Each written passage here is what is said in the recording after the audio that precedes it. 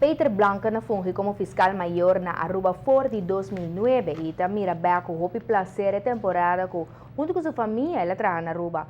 Junto com sua senhora, ela faz uma visita de despedida na primeiro-ministro Mike Eyman e vice-primeiro-ministro Mike de Mesa ayer de hora da tarde. Foi o primeiro-ministro Peter Blanca uma estátua de DVD como obsequio. O governo avisa de toma despedida de Peter Blanca com sentimento mixto, mas compreender que ele vai seguir sua carreira na Holanda. E sempre dedicar seu mês na seu trabalho, com o sustento de sua senhora e família, para garantir a segurança na Aruba e ela faz de bom trabalho dentro aqui.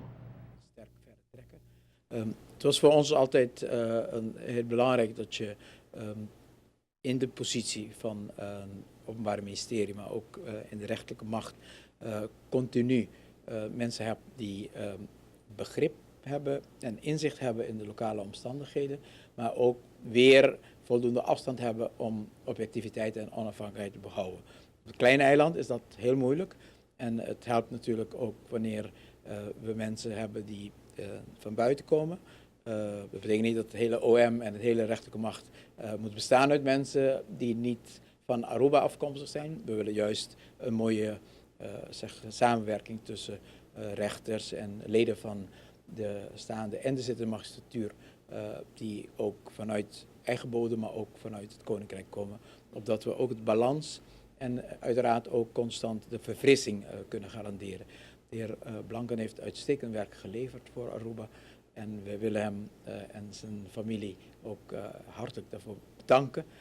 Ik heb een mooie DVD-boom meegegeven. Hopelijk krijgt het een mooie plek in de zaal van familie Blanken, opdat de band met Aruba ook zo op een heel symbolische manier duidelijk wordt aangegeven in de verhoudingen die wij gezamenlijk hebben ontwikkeld.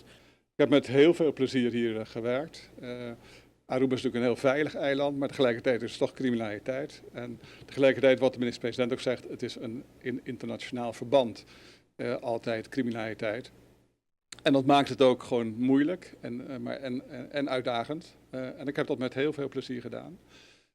De rechtswaarborgfunctie van Aruba is volgens mij ook hier echt gegarandeerd. De minister-president zei van er moet onafhankelijkheid zijn, afstand zijn van de regering naar het Openbaar Ministerie en naar de rechterlijke macht. En dat heb ik ook altijd zo ervaren.